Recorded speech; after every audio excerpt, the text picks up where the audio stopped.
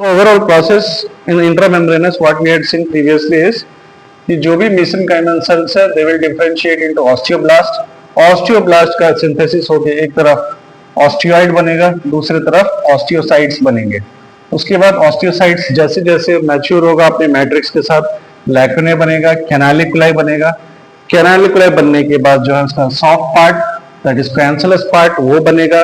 Cancellous part में जो trabeculae बनेगा उसके बीच में जो ब्लड वेसल्स जो हिमोपोएटिक टिश्यूज होंगे जिसको हम मैरो बोलते हैं. और आगे आगे जैसे चल के मैच्योर होगा, ठीक है, जैसे जैसे चल के मैच्योर होगा वो पेरिओस्टियम का डिपोजिशन करेगा, यानी मैट्रिक्स में जो कुछ भी हार्ड सब्सटेंसेस है उसको बाहर की तरफ पुश करके उसको उसका पेरिओस्टियम पार्ट बनाएंगे और उसके जस्ट बीनीथ जो है एंडोस्टियम पार्ट बनाएंगे. इन दोनों को मिला करके हम कॉम्पैक्ट बोलते हैं, ठीक है. So finally, we had concluded in the previous class that the intramembranous ossification type of bones are not at all involved. Where not at all, there is not at all involvement of the cartilage. Okay. Today, what we are going to start is, see, the process anyhow it is going to be same for the formation of bones. Only thing is, where now what we are going to deal with endochondral ossification is here. From the chondroblast there will be chondrocytes, from the chondrocytes there will be formation of osteocytes, and from the osteocytes again the whole process will be same. Okay, so let us go into that. So this is from the previous class. We had seen in the previous class that the mesenchymal cells will either they will differentiate into chondroblast or either they will differentiate into osteoblast. So osteoblast variety already we have seen as intramembranous ossification. So today we are going to see the chondroblast type of ossification. So ossification, two types. One is chondrocytes, by the chondrocytes, and one is through the osteocytes. ठीक है. So here the chondrocytes will change into osteocytes in this variety, whereas this variety will directly take the shape of the bone. So in endochondral ossification, the very keen steps is going to be the formation of the formation of the cartilage. तो जितने भी mesenchymal sales है, ठीक है, वो differentiate करेंगे chondroblast में, and chondroblast से खासकर special type of cartilage that is hyaline cartilage. Very very important to remember, hyaline cartilage. तो कार्टिलेज जो है खासकर 3 वैरायटी के होते हैं. कौन कौन से वैरायटी हैं कार्टिलेज के? One is hyaline cartilage, one is fibrous cartilage and one is elastic cartilage. तो ये तीनों वैरायटी में जो है जो कॉन्ट्रोब्लास्ट से कॉन्ट्रोसाइट्स बनेगा उसमें जो हाइलाइन कार्टिलेज वैरायटी है, हाइलाइन कार्टिलेज वैरायटी ही बोन का फॉर्मेशन या ऑस्टियोसाइट्स का रिप्लेसमेंट में सक्षम है. Rest are as it is. ठीक है. So the next step is, जैसे ही कॉन्ट्रोसाइट्स बनेंगे तो वो कॉन्ट्रोसाइट्स जो है ऑस्टियोसाइट्स में बदल जाएंगे. मैं एक ओवरऑल दे रहा हूं. ये ऑस्टियोसाइट्स फर्दर जा, ये पूरा मैट्रिक्स पार्ट है. These are osteocytes. वहां हमने इंट्रामेम्ब्रेनस के केस में देखा था osteoid which was a matrix. Here we have again another matrix. तो जब जैसे जैसे ये ऑस्टियोसाइट्स इनका अब हाइपरट्रोफी होगा. हाइपरट्रोफी मतलब किसी सेल अपने साइज को जब बढ़ाता है तो हम उसको हाइपरट्रोफी बोलते हैं. और अगर कोई सेल अगर अपने आप को मल्टीप्लाई करता है तो हम उसको हाइपरप्लेजिया बोलते हैं. तो कोई भी एक अकेला सेल जब अपने आकार को बढ़ाएगा तो हम उसको हाइपरट्रोफी बोलेंगे. तो हाइपरट्रोफी का मतलब हो गया कि ये जो ऑस्टियोसाइट्स हैं ये धीरे धीरे अब मोटे होते जाएंगे. तो जैसे जैसे कोई चीज मोटा होगा तो क्या होगा, इसमें जो जितना भी जेली सब्सटेंस वाला मैट्रिक्स है इसको कंप्रेस करेगा. ठीक है. जैसे जैसे कंप्रेस करेगा तो क्या होगा, आगे चल के ये सूखते हुए ये कैल्सिफाई होगा, और कैल्सिफाई होकर के जो लेयर बनेगा जिसको हम पेरिओस्टियम या सब पेरिओस्टियल बोलते हैं। ठीक है, एक तरफ, और दूसरी तरफ से क्या होगा, हमारे ब्लड वेसल्स का भी निर्माण होगा। ठीक है, तो ब्लड वेसल्स के जो निर्माण होगा, so this part is called perichondrium, this is the sub periosteal bone newly formed from the matrix, this is the hypertrophy. So ये तीनों प्रोसेस एक से एक साथ चल रहे हैं। तो जैसे जैसे मैट्रिक्स का कैल्सिफिकेशन होगा वो बोन में बनते जाएंगे। ठीक है, यानी कि जो भी कार्टिलेज है उसका कैल्सिफिकेशन होते जाएगा, और जैसे जैसे कैल्सिफिकेशन होगा उसका मिनरलाइजेशन होते जाएगा, और आगे चल के फिर उसका रीमॉडलिंग होगा। ठीक है, तो let us see in detail कि एग्जैक्टली होता क्या। ये 4-5 स्टेप्स हैं जो हमें एंडोकॉन्ड्रियल ऑसिफिकेशन को रिप्रेजेंट करता है।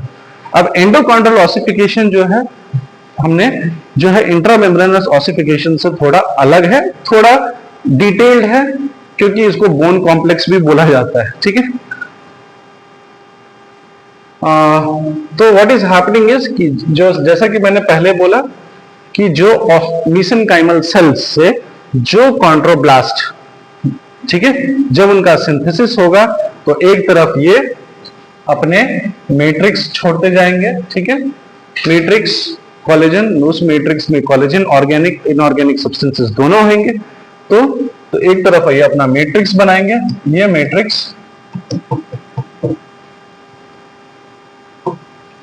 मैट्रिक्स हो गया, और ये कॉन्ड्रोब्लास्ट आगे चल के ये बन जाएंगे कॉन्ड्रोसाइट्स। ठीक है, कॉन्ड्रोसाइट्स बने, कॉन्ड्रोसाइट्स। अब आपको याद होगा कि पहले वाले में हमने जो सर्कल बताया था वो क्या था, लैकुना। ठीक है, लैकुना, कैनालिकुलाई, ये सब हमने डिस्कस किया था। ठीक है, अभी बस ये याद रखो कि जितने भी कॉन्ड्रोसाइट्स हैं, अब जाकर के इनका जो भी कॉन्ड्रोसाइट्स है, तो ये जो शेप आप देख रहे हो, this is something called scaffold shape. तो ये वाला पार्ट जो है उसका मैट्रिक्स हो गया, ये हो गया osteoblast, osteocytes which are been synthesized from the chondroblast, and this part is called as perichondrium, and this is one of the variety of the chondrocytes, especially your hyaline cartilage variety. ठीक है, so here these cartilage, these perichondriums will ossify through this matrix and they'll replace into bone. So here what is happening is a cartilage जब एक bone का replacement करता है, specially Highline cartilage. ठीक है, so will see step by step कि हमने अब तो ये पहला स्टेप में देख लिया कि क्या हो रहा है कि कॉन्ड्रोब्लास्ट जो है, कॉन्ड्रोब्लास्ट का सिंथेसिस होकर के एक तरफ आपके मैट्रिक्स तैयार हो रहे हैं और दूसरी तरफ ऑस्टियोसाइट्स तैयार हो रहे हैं। क्लियर है? दूसरे स्टेप्स में क्या हो रहा है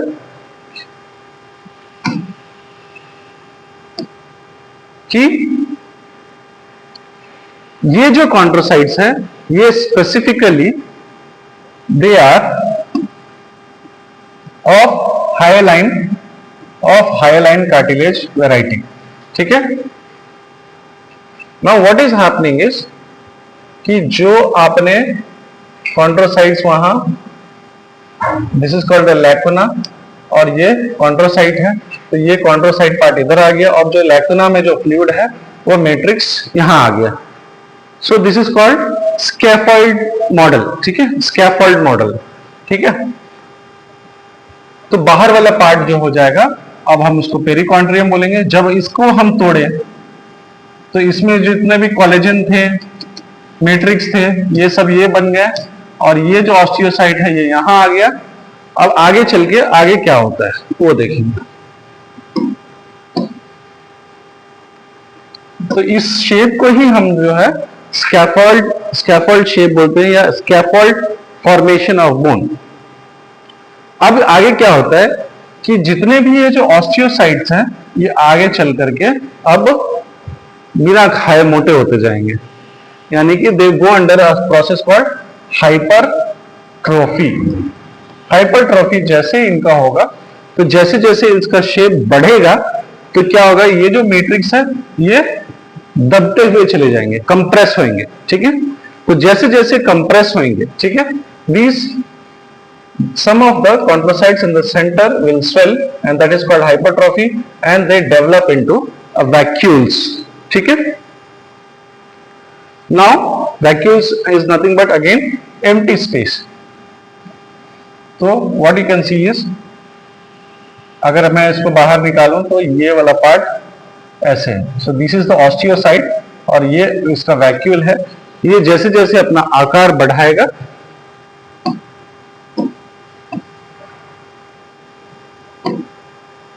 जैसे जैसे अपना आकार बढ़ाते जाएगा तो क्या होगा कि मैट्रिक्स कंप्रेस होगा चारों साइड से, इसका कंप्रेशन होगा मैट्रिक्स का, और मैट्रिक्स का जब कंप्रेशन होगा तो आगे चल के वो कैल्सीफाई होते जाएंगे, यानी उनका दृढ़ीकरण होना चालू हो जाएगा। और जो हमारा बाहर वाला पार्ट है जिसको हमने पेरिकॉन्ड्रियम बोला था, जो अब आपको एक चीज याद आ रहा होगा कि ये जो शेप बन रहा है, हम ऊपर वाले शेप को हम एपीफाइसियल एंड बोल सकते हैं, बीच वाले को हम शाफ्ट बोल सकते हैं, ठीक है। तो ये क्या होगा, अब इनका पेरिकॉन्ड्रियम का वैस्कुलराइजेशन होना शुरू हो जाएगा, vascularization. So this will start to vascularize. तो जैसे जैसे इनका वैस्कुलराइजेशन होगा और साथ साथ जो मैट्रिक्स आपका कैल्सीफाई हो रहा है ये आकर के डिपॉजिट होना चालू हो जाएगा। तो जैसे जैसे इसका कैल्सिफिकेशन होकर के मिनरल्स जैसे जैसे डिपॉजिट होंगे तो हम इस लेयर को बोलेंगे सब पेरियोस्टियल। अब हम बोन को बोल सकते हैं सब पेरियोस्टियल बोन, ठीक है, क्योंकि एक तरफ मैट्रिक्स कैल्सिफाई हुआ, दूसरी तरफ पेरिकॉन्ड्रियम का वैस्कुलराइजेशन हुआ और पेरिकॉन्ड्रियम का जो है ऑसिफिकेशन होना शुरू हुआ। यानी कि अब ये चीज हमें समझ में आ गया है कि जो कॉन्ड्रोसाइट्स सूज रहे थे और पेरिकॉन्ड्रियम जो है इनका वैस्कुलराइजेशन हो रहा है, मैट्रिक्स का कैल्सिफिकेशन हो रहा है, इन तीनों प्रोसेस से हमें यह समझ में आना चाहिए कि जितने भी कॉन्ड्रोसाइटिक सेल्स थे या कॉन्ड्रोसाइट्स थे अब वो they are changing into osteogenic cells, ठीक है, they are changing into, now you can see the cartilage is getting into chondrocytes are getting into osteocytes, clear है। तो अब जो है कॉन्ड्रोसाइट्स जो है ऑस्टियोसाइट्स बनते जा रहे हैं, सब पेरियोस्टियल लेयर का निर्माण होना चालू हो गया, मैट्रिक्स का कैल्सिफिकेशन चालू हो गया, पेरिकॉन्ड्रियम का वैस्कुलराइजेशन होकर के उसका कैल्सिफिकेशन। ये तीन स्टेप यहां पे आते हैं। अगले स्टेप में जो है हम देखेंगे कि जितने भी कैल्सिफिकेशन हुए हैं, ठीक है, वो जो है आगे जो सब पेरियोस्टियल लेयर जो उसको हम बोल रहे थे जिसका निर्माण हुआ है, अब हम उसको बोल सकते हैं कि वो उसका कॉलर पार्ट हो गया, ठीक है, सब पेरियोस्टियल बोनी कॉलर। अब क्या होगा, जैसे जैसे इसका दृढ़ीकरण होता है, जो मैट्रिक्स कैल्सिफाई होता है, तो कैल्सिफाई होने से क्या होगा कि उसका नरिशमेंट बंद हो जाएगा, ठीक है। नरिशमेंट बंद होने से क्या होगा कि जितने भी मैट्रिक्स जो है जो कैल्सिफाई हो रहे हैं वो आगे चल के डिपॉजिट होते जाएंगे और वो बोन में कन्वर्ट होते जाएंगे पूरे।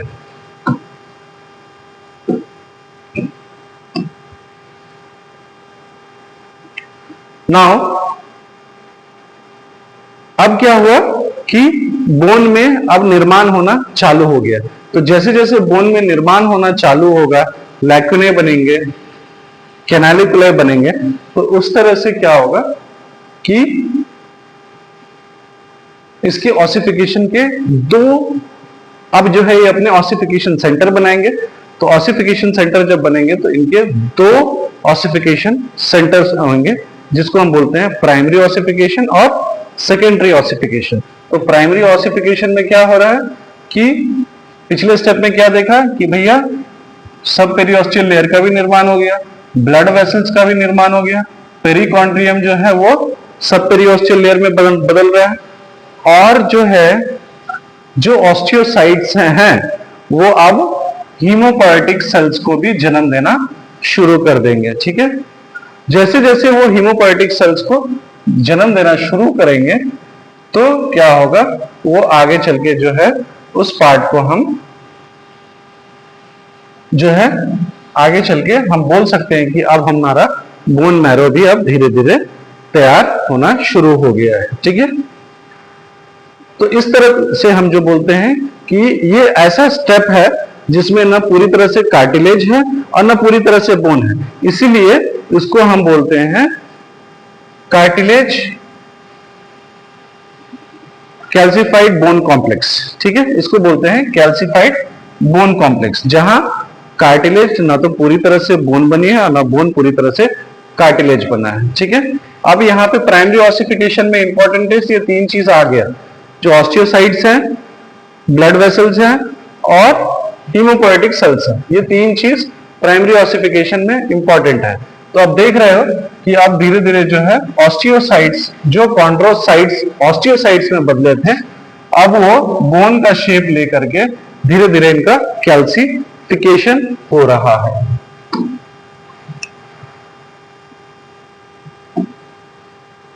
तो मैट्रिक्स से पेरियोस्टियम बन सब पेरियोस्टियल बन रहा है, आगे चल के वो पेरियोस्टियम में बन जाएंगे, और जो यहां बोन का कैल्सिफिकेशन हो रहा है वो आगे चल के उसमें स्पॉन्जी वैरायटी आएंगे। Now what is happening in this primary ossification, will see further. तो जितने भी कॉन्ट्रोसाइट्स जो हाइपरट्रॉफिक हुए थे, मोटे हुए थे, हाइपरट्रॉफी जिनका हुआ था, वो मैट्रिक्स को कंप्रेस करना शुरू किए और उसने एक कोलेजन बनाया जिसका अभी तक निर्माण नाम नहीं मालूम है, जिसको हम बोलते हैं एक्स कोलेजन। उसके बाद ऑस्टियोकैल्सिन और in presence of alkaline phosphatase, ये तीन चीज मिला करके जो है इनका फर्दर कैल्सिफिकेशन होना शुरू होगा। ठीक है, so the calcification of cartilage matrix reduces nutrition to the cells so they die। तो कॉन्ड्रोसाइटिक सेल्स अब फर्दर नहीं मिलने चाहिए, so because of no nutrition they will start dying, so now there is no more chondrocytic cells or whatever cells are there they are osteocytic cells। ठीक है, now again the final step in primary ossification कि क्या हो रहा है। ठीक है, तो प्राइमरी ऑसिफिकेशन में हमने देखा कि हीमोपोएटिक सेल्स थे, जो ऑस्टियोप्रोजेनाइटर सेल्स थे और ब्लड वेसल्स थे, दे रीच टू द वो अब क्योंकि जहां पे मृत्यु हुआ है और जितने भी ऑस्टियोसाइट्स बचे हुए हैं वो अब जाकर के उनको जो है नरिश करना शुरू करेंगे। ठीक है, तो जब जैसे जैसे नरिश करना शुरू करेंगे, जहां से कॉन्ट्रोसाइट्स सब खत्म हो गए, ठीक है, खत्म होने के बाद में जितने भी ऑस्टियोसाइट्स बचे हैं जिनका ऑसिफिकेशन कैल्सिफिकेशन चालू है, वहां पे अब वो ब्लड वेसल्स जो है एंट्री मारना शुरू करेंगे इसमें। ठीक है, ये जो कैल्सिफिकेशन हुआ था, बोनी कैल्सिफिकेशन, अब ये अंदर जाकर के ये अपना ब्लड वेसल्स बनाना शुरू करेंगे। तो जैसे जैसे ब्लड वेसल्स बनाना शुरू करेंगे, ठीक है, यहां तक ब्लड वेसल्स के निर्माण होने तक बोनी लेयर में इसमें यहां पे ब्लड वेसल्स का निर्माण हो गया, हीमोपोएटिक सेल्स बनना शुरू हो गया। सो इतना जो चीज हो रहा है इसको हम प्राइमरी ऑसिफिकेशन बोलते हैं। सेकेंडरी ऑसिफिकेशन में क्या हो रहा है कि फर्दर ब्लड वेसल्स का जो निर्माण हुआ है वो अपना हीमोपोएटिक सेल्स बनाते जाएंगे, स्पॉन्जी वैरायटी का बनना भी शुरू होगा। तो this whole process is called primary ossification. ठीक है, अब क्या होगा कि जितने भी जो कॉलर बोन, सब पेरियोस्टल कॉलर बोन बने थे, अब they will start getting thickened और उनमें मजबूती आना शुरू होगा। तो सेम प्रोसेस वहां पे भी होगा, लैक्यूनेस बनेंगे, रिंग्स बनेंगे, रिंग्स बनने के बाद में वो जाकर के एक तरफ स्पॉन्जी वैरायटी, एक तरफ कॉम्पैक्ट वैरायटी। कॉम्पैक्ट वैरायटी में जो ऊपर वाला लेयर है उसको पेरियोस्टियम, अंदर वाला लेयर को एंडोस्टियम, और उसके अंदर का स्पॉन्जी वैरायटी, उसके अंदर आपका red bone marrows and yellow bone marrows.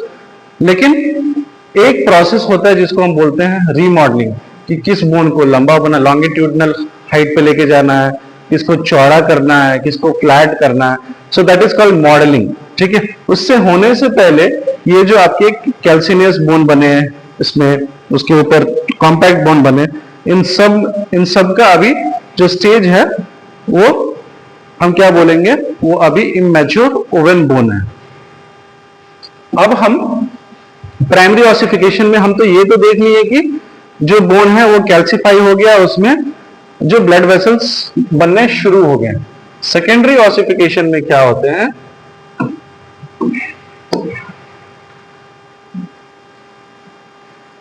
कि अंदर वाला पार्ट तैयार है, this whole area is called primary ossification. अब क्या है कि जैसे जैसे अब there are two things still need to form, that is the growth plates. ठीक है, ग्रोथ प्लेट बोल लो या उसको एपीफाइसियल प्लेट बोल लो, जो आगे चल के एपीफाइसियल लाइन बनेंगे। ठीक है, और उसके ऊपर वाला एंड को हम एपीफाइसियल एंड बोलेंगे। बीच वाले जिसमें प्राइमरी ऑसिफिकेशन हुआ है, बीच वाले फेज को हम क्या बोलेंगे, बीच वाले फेज को डायाफाइसिस। ठीक है, डायाफाइसिस। ठीक है, सो ये बीच वाला, तो जब डायाफाइसिस से एपीफाइसिस बन रहा है, this is called secondary ossification. तो अब क्या हो रहा है, अब इसके बीच में जितने भी चेंजेस आएंगे जिससे ये आगे बनेंगे, ठीक है, this is called secondary ossification. तो इसके अंदर का जो पार्ट है, अगर हम इसको लेंगे, दो जो रिजर्व कार्टिलेज जो थोड़े बहुत बचे हैं, उससे जो है उनका पॉलिफरेशन होकर के ऑस्टियोसाइट्स बनेंगे, सॉरी कॉन्ड्रोसाइट्स बनेंगे। फिर वो सेम प्रोसेस होगा, they will again go under hypertrophy, they will again undergo calcification. तो इस तरह करके उनका फिर एपीफाइसियल ग्रोथ प्लेट बनेगा। तो इस तरह से डिफरेंस ऐसे करना है कि जो ग्रोथ प्लेट बना है वो ऊपर वाले हिस्से को और नीचे वाले हिस्से को डिफरेंशिएट करता है। ठीक है, डिफरेंशिएट ऐसे करता है कि इसमें कुछ ग्रोथ प्लेट्स बनेंगे, ये ग्रोथ प्लेट आगे चल के ये एपीफाइसियल प्लेट कहलाएंगे, क्योंकि ये डायाफाइसिस से एपीफाइसिस को डिफरेंशिएट करेगा by a line called epiphyseal line. Epiphyseal line. ठीक है, फिर आगे चल के ये बोन मैच्योर होंगे from immature oven bone to a complete bone based upon their shapes। तो सेम थिंग हो रहा है।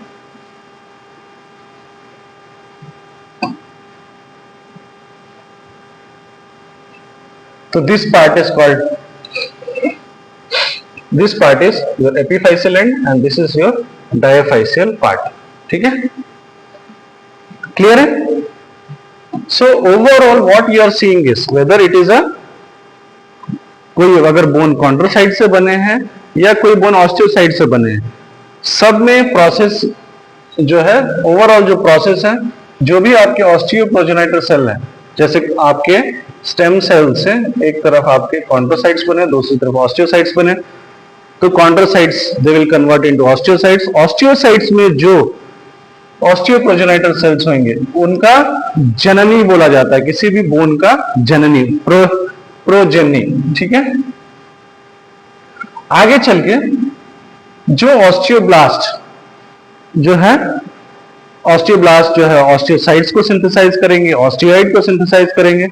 ठीक है, और इसको बोला जाता है बिल्डिंग स्टेज। ठीक है, तो सेक्रेट जितने भी बोन मैट्रिक्स होते हैं ये सेक्रेट करेंगे, आगे चल के इनका कैल्सिफिकेशन होगा, कैल्सिफिकेशन ऑफ द मैट्रिक्स। आगे चल के जब ये बोन सेल्स, इसको बोलते हैं लैमिने, और ये बोलते हैं कैनालिकुलाई। ठीक है, आगे चल के जो है ऑस्टियोसाइट्स जो है बोन को मैच्योर करेंगे, मैच्योर करने के बाद।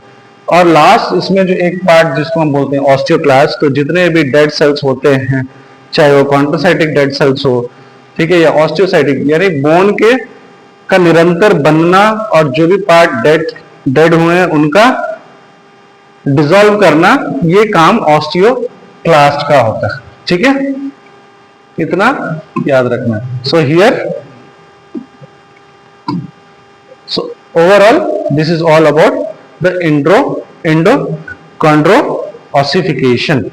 खासकर दो स्टेज होते हैं, दो स्टेज। पहला, दो स्टेज ऑफ ऑसिफिकेशन में जो सारे प्रोसेस सेम रहेंगे, लेकिन प्राइमरी ऑसिफिकेशन में क्या होता है, जो बीच वाला हिस्सा जिसको हम शाफ्ट बोलते हैं, उसमें ब्लड वेसल्स बनते हैं, कैल्सिफिकेशन ऑफ द बोन होता है, और बाहरी तौर पे जो मैट्रिक्स है उसका कैल्सिफिकेशन होकर के सब पेरियोस्टल बोन बनता है।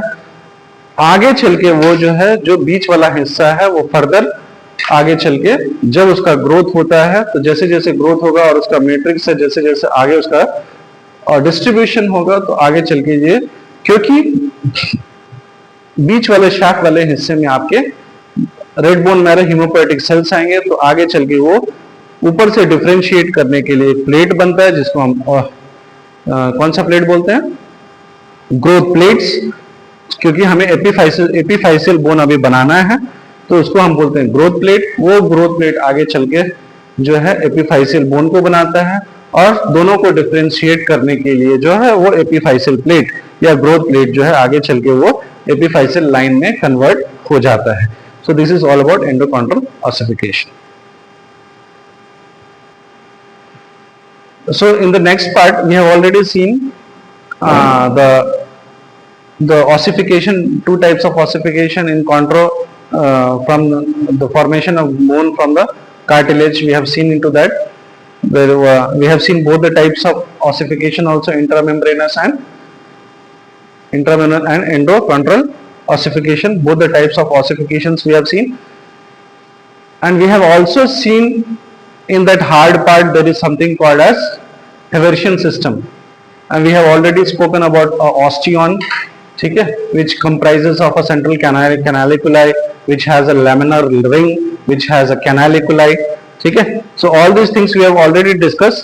The whole process, जिसको हम एक functional unit बोलते हैं बोन का, जैसे हम किडनी के लिए बोलते हैं नेफ्रॉन्स, न्यूरॉन्स नर्व्स के लिए बोलते हैं, उसी तरह से बोन्स के लिए जो है वी हैव ऑस्टियन। ठीक है, so osteon is the functional unit of the compact bone. याद रखना, compact bone. So we have a spongy variety and the hard part. So hard part we call it as compact bone. We are not talking anything about cancellous bone, because if you see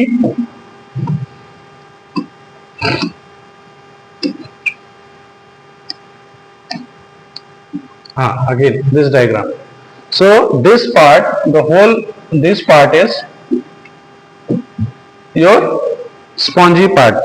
बाकी जितना भी ये part है, this is called the hard part or the compact part, or the endosteum, or the deposition of the periosteum.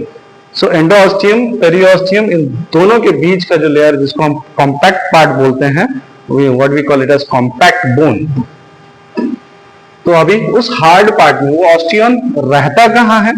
भले ही पहले क्या कैल्सिनस bone बनता है, कैंसलस बोन का मैट्रिक्स आगे चल के जब डिपोजिशन होता है बाहर की तरफ, तब जाकर के कॉम्पैक्ट बोन बनता है, पेरियोस्टियम बनता है, एंडोस्टियम बनता है. लेकिन ये ऑस्टियन रहता कहाँ है? तो ऑस्टियन कॉम्पैक्ट बोन में रहता है. क्लियर है? ऑस्टियन कहाँ रहता है? कॉम्पैक्ट बोन में रहता है.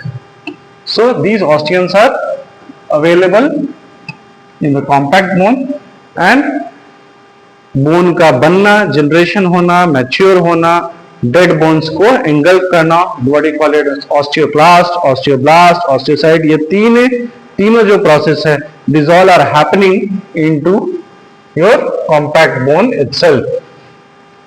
Clear?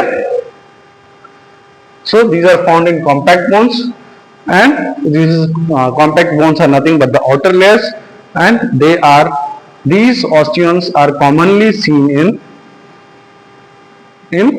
the bones like your femur, long bones especially, tibia, femur, humerus. ठीक है, तो जो स्ट्रक्चर्स हमने ऑलरेडी उसमें देखे हैं.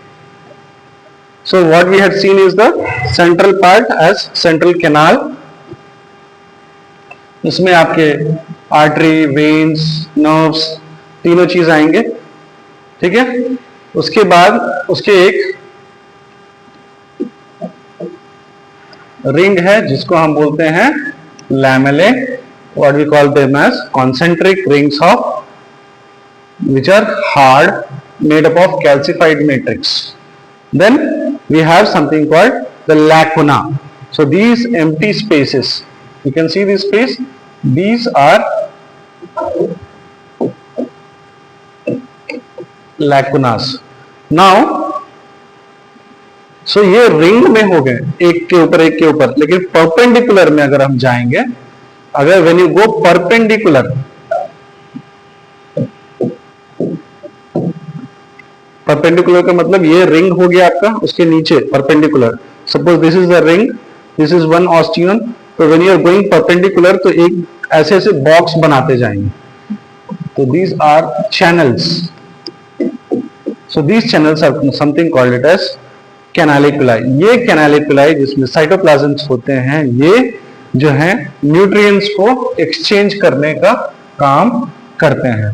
And the last is your Volkmann's canal. ठीक है, तो वोकमैन्स कैनाल का जो, तो इस तरह करके मान लो ये एक ऑस्टियन हो गया. ठीक है, ऐसा एक और ऑस्टियन अगर मैंने बना दिया तो इन दोनों के बीच में इन दो ऑस्टियन के बीच में एक कैनाल होता है जिसको हम बोलते हैं वोकमैन्स कैनाल. क्लियर है? This called as Volkmann's canal. So same thing what you can see in an AI generated image. Central part we call it as central canal. These concentric rings are called lacunae, and these we have something called as lamellae also. Then we have the perpendicular lines, what we call as channels for the nutrients exchange. And similarly we'll have another osteon which will be connected to another osteon by a canal called Wokman's canal. So overall when you talk about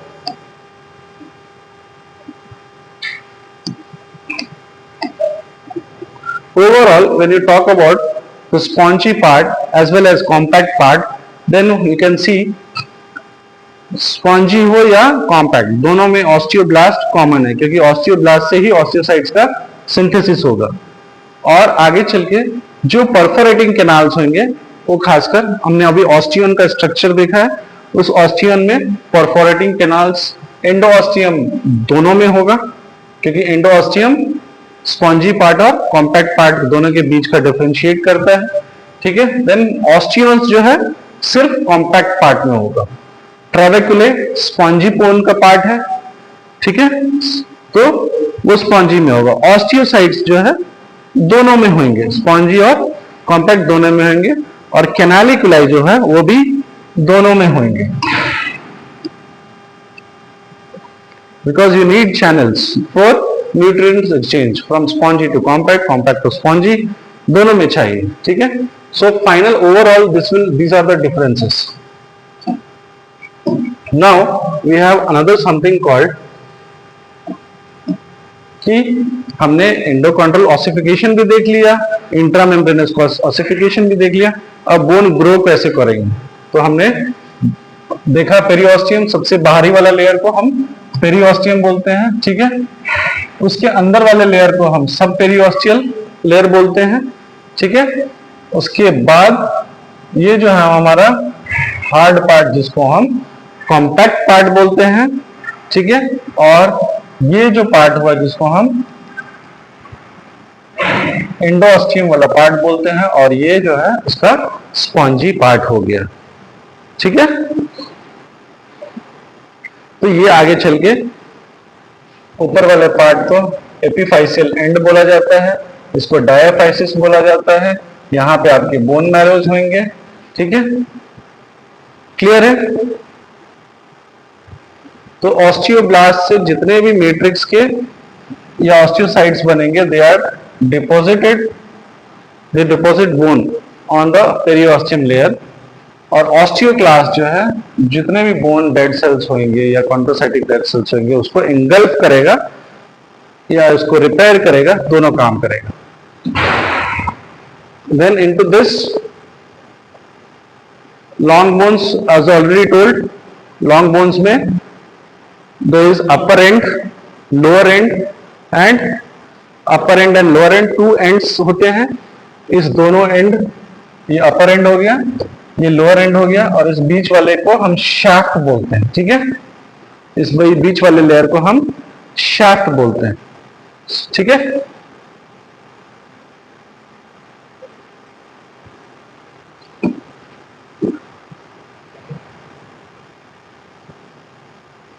अब long bones में हमने epiphysis भी देखा, diaphysis भी देखा, ठीक है। तो ये हमारा स्पॉन्जी पार्ट हो गया, ठीक है।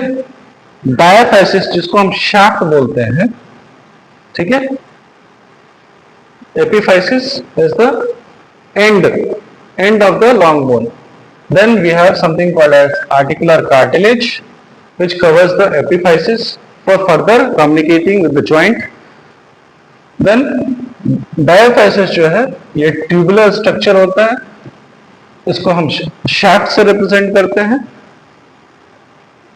शाफ्ट में जो बाहरी वाला हिस्सा है वो कॉम्पैक्ट वाला पार्ट जिसको हम डायाफाइसिस बोलते हैं, अंदर वाले पार्ट को हम मेडुलरी पार्ट बोलते हैं, ठीक है।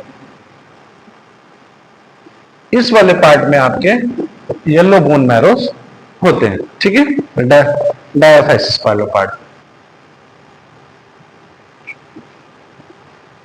फिर हमने देखा था रेड बोन मैरो के बारे में और येलो बोन मैरो के बारे में डिफरेंसेस क्या होते हैं। तो रेड बोन मैरो जो है haemopoietic cells, what you call it, erythrocytes, उनसे बने हैं।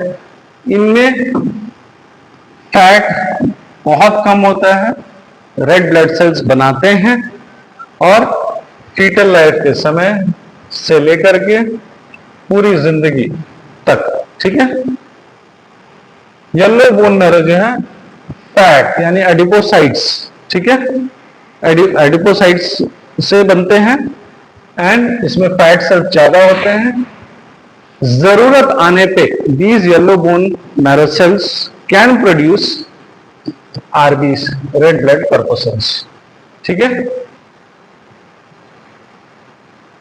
तो जैसे जैसे उम्र बढ़ती है these red bone marrow cells are replaced by yellow bone marrow cells. So you can see जब हम बच्चे हैं तो हमारा पूरा रेड बोन मैरो है। जब बड़े हुए थोड़े 1 से 10 साल के बीच में तो क्या हुआ, थोड़े बहुत येलो बोन मैरो आए, लेकिन पूरा रेड बोन मैरो। जब हम 20 साल 25 साल के हुए तो लगभग और रेड बोन मैरो कम हो गया और येलो बोन मैरो ज्यादा हो गया। और जब हम 20 साल 30 साल के ऊपर हुए तो रेड बोन मैरो थोड़े से हैं और बाकी लगभग ऑलमोस्ट 60 to 70% जो है येलो बोन मैरो। तो ऐसे जरूरत आने पे जब आपको ब्लड की कमी हो गई, ऐसा कुछ होता है when there is heavy loss, वैसे कंडीशंस में जो है हमारे येलो बोन मैरो सेल्स जो है आरबीसीज बनना शुरू होते हैं।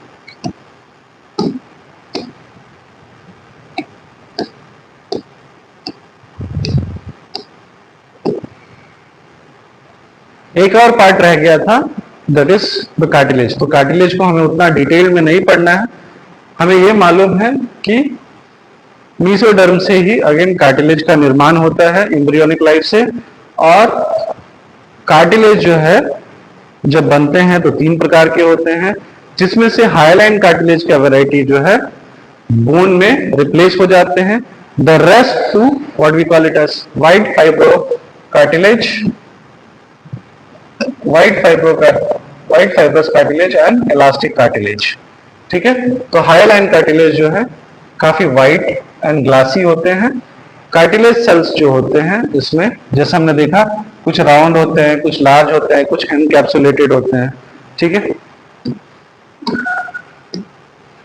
इनमें जो मैट्रिक्स होगा, we have seen ground substances also, we had seen collagen fibers also, ठीक है।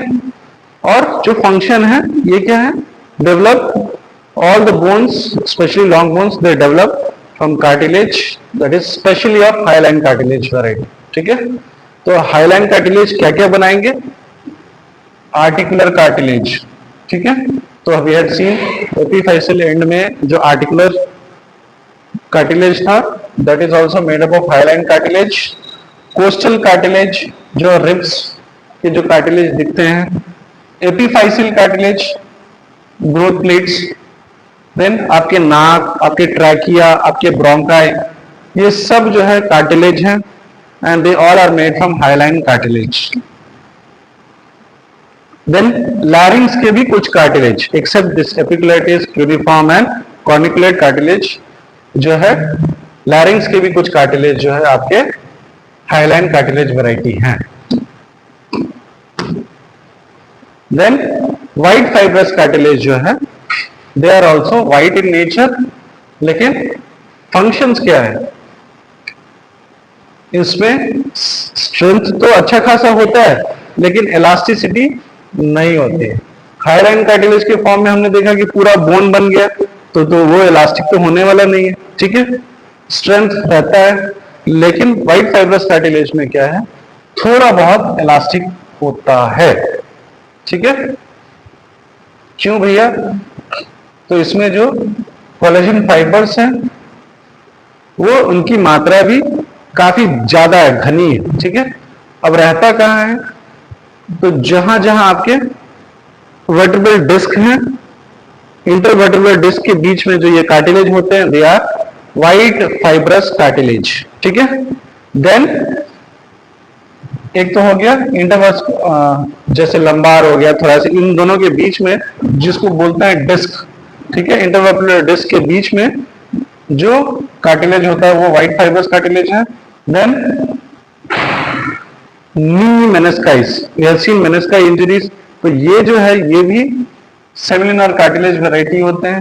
देन प्यूबिक बोन, जहां पे दो बोन ज्वाइंट होते हैं, they are also united by white fibrous cartilage. Then glenoid labrum, your glenoid cavities, ठीक है, acetabular labrum, they all are the varieties of white fibrous cartilage. And the last is elastic cartilage, ठीक है। तो elastic cartilage का मतलब हो गया लचीलादार, जितना खींचो मरोड़ो, ठीक है। इनमें कॉन्ड्रोसाइट्स की संख्या काफी ज्यादा होती है, और जो कोलेजन है, ठीक है, जो फाइबर्स हैं ये ब्रांचिंग होते हैं, ठीक है। ब्रांचिंग होने की वजह से दे फॉर्म अ नेटवर्क, और होता क्या है, the pinna of your year, तो ये जो आपके ईयर का पिन्ना है, इट इज इलास्टिक, आप इसको खींच सकते हो। So pinna of your ear is made from elastic cartilage. Pinna external auditory, external ear से कनेक्टेड है, तो अंदर का जो ऑडिटरी मियाटस है, they are also made up of elastic cartilage. Then your Eustachian tube, very important, they are also made from elastic. Your epiglottis, corniculate, uniform, larynx के जो ये तीन कार्टिलेज हैं, ठीक है, corniculate, uniform, these are also made from elastic cartilage. Why? Because from the exchanges of gases, exchanges of, क्योंकि यहाँ पे लंग्स को एक्सपैंड करना है, कॉन्ट्रैक्ट करना है, ठीक है। तो नीचे के जो आपके ब्रोंकियल ट्रीज होंगे उनको एक्सपैंड करना है, कॉन्ट्रैक्ट करना, रिलैक्स करना है, exchanges of gases has to take place, central diffusion has to take place. So there we have elastic type of cartilage, ठीक है।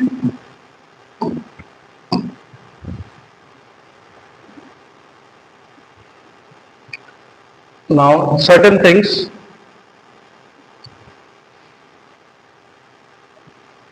इलास्टिक और हाइलाइन कार्टिलेज को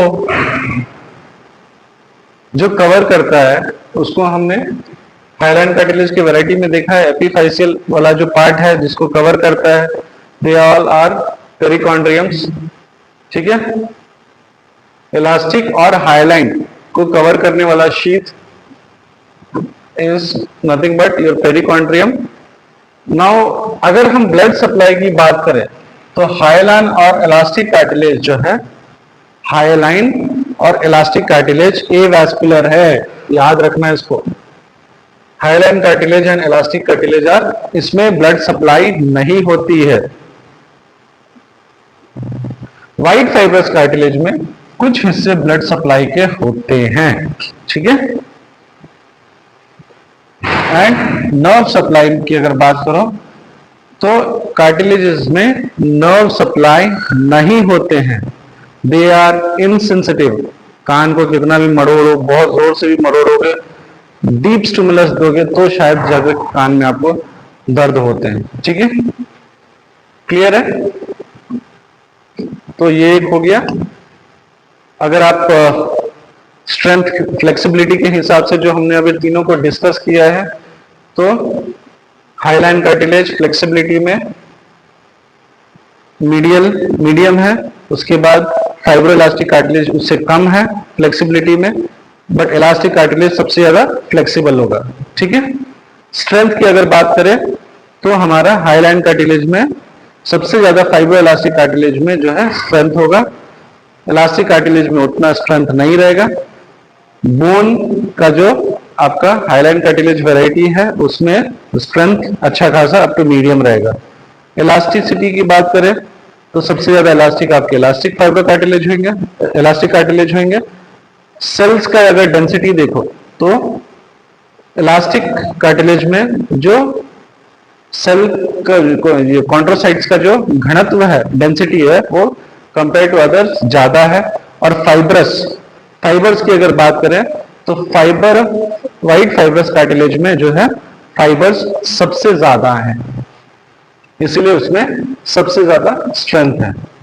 अब आ जाते हैं, हमने बोन को भी देख लिया और हमने कार्टिलेज के वैरायटी को भी देख लिया, उसके थोड़े बहुत फीचर्स भी देख लिए। तो सबसे देखोगे तो आपके हार्डनेस की अगर बात करें तो कार्टिलेज में दोनों कनेक्टिव टिश्यू से बने हुए हैं, ठीक है। Cartilage are also connective tissue, bone are also connective tissues. अगर उसका हार्डनेस का बात करें तो कार्टिलेज फ्लेक्सिबल होता है और बोन जो होते हैं वो काफी हार्ड होते हैं, ठीक है। सेल्स जो प्रेजेंट होते हैं ऑब्वियसली कार्टिलेज कॉन्ट्रोसाइट से बना है और बोन ऑस्टियोसाइट से बना है। मैट्रिक्स की अगर बात करो ग्राउंड सब्सटेंसेस, तो इसमें जो जेल लाइक मैट्रिक्स होते हैं, कोलेजन होते हैं, इलास्टिक फाइबर्स होते हैं। लेकिन ऑस्टियोसाइट्स जो बोन सेल्स होते हैं वो आपके ऑर्गेनिक इनऑर्गेनिक कंपोजिशन, जैसे फॉस्फेट हो गया, कैल्शियम हो गया, इनकी वजह से होने से ये हार्ड हो जाते हैं। वेरएज इलास्टिक में कार्टिलेज में जो है आपके इनऑर्गेनिक सॉल्ट्स नहीं होने की वजह से जो है वो खासकर इलास्टिक होते हैं। पेरिकॉन्ड्रियम की अगर बात करें तो elastic as well as hyaline cartilage में पेरिकॉन्ड्रियम होता है, वेरएज फाइब्रोइलास्टिक कार्टिलेज में नहीं होता है। पेरिओस्टियम जो है, जो कॉम्पैक्ट बोन का सबसे बाहर वाला हिस्सा है, they are covered with perichondrium. Vascularity की अगर बात करें तो कार्टिलेज ए वैस्कुलर होता है, लेकिन व्हाइट फाइब्रस कार्टिलेज जो है उसमें कुछ हद तक थोड़े बहुत ब्लड सप्लाई होते हैं। सेंसिटिविटी की अगर बात करें तो कार्टिलेज पेनलेस है, ठीक है। बोन की अगर बात करें तो they are highly vascular and they are very rich in nerve supply, very sensitive, ठीक है। अगर आप छोटा सा बेलन अगर आप शिन बोन पे, टीबिया पे चला दो तो you can not handle the pain, सिर्फ रोटेट कर लो।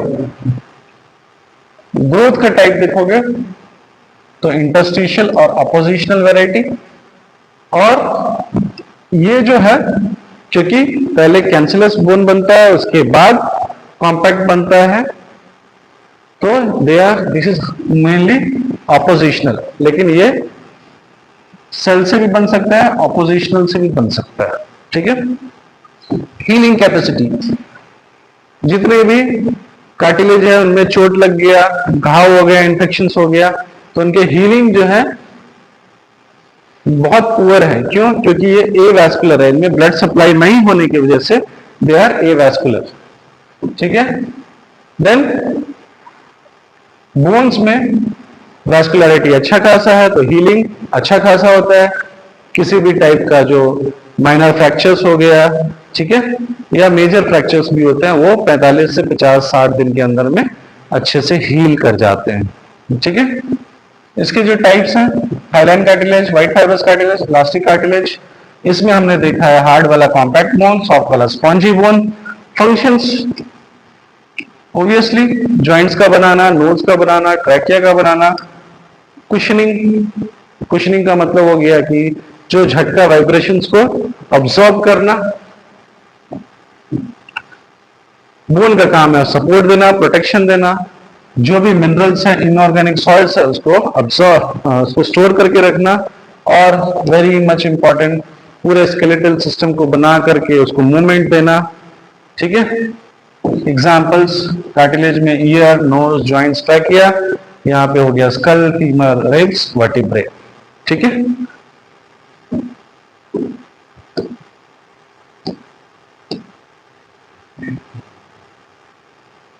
सो ओवरऑल जो बोन में जो चीज है, तो सबसे पहला बाहर वाला जिस जॉइंट से मिलेगा, तो वहां पे जो कार्टिलेज होगा वो उसको हम आर्टिकुलर कार्टिलेज बोलते हैं। फिर उसके ऊपर वाले हिस्से को हम एपिफाइसियल, ये जो आप लाइन देख रहे हो, दीज आर एपिफाइसियल लाइन। ठीक है। अंदर वाला पार्ट स्पॉन्जी वैरायटी हो गया और बाहर वाला पार्ट जो है कॉम्पैक्ट वैरायटी हो गया। ठीक है। बीच वाला जिसको हम डायाफाइसिस बोलते हैं, उसके अंदर मेडुलरी कैविटी होता है, खासकर येलो बोन मैरो होता है। यहाँ पे आपके रेड बोन मैरोज होते हैं। ठीक है। और बोन को जो ब्लड सप्लाई जहां से मिलेगा, स्पेशली जिसको हम बोलते हैं न्यूट्रिएंट फोरामेन। देन बाहर वाले हिस्से को पेरिओस्टियम बोलेंगे, अंदर वाला को कॉम्पैक्ट और उसके अंदर का एंडोस्टियम बोलेंगे। ठीक है। सो ओवरऑल अगर आप, ये एक ऑस्टियन है, ठीक है, you can see the fibres how beautifully it is made. So बाहर वाला पार्ट जो है पूरा कॉम्पैक्ट है, अंदर वाला स्पॉन्जी है। ठीक है। ये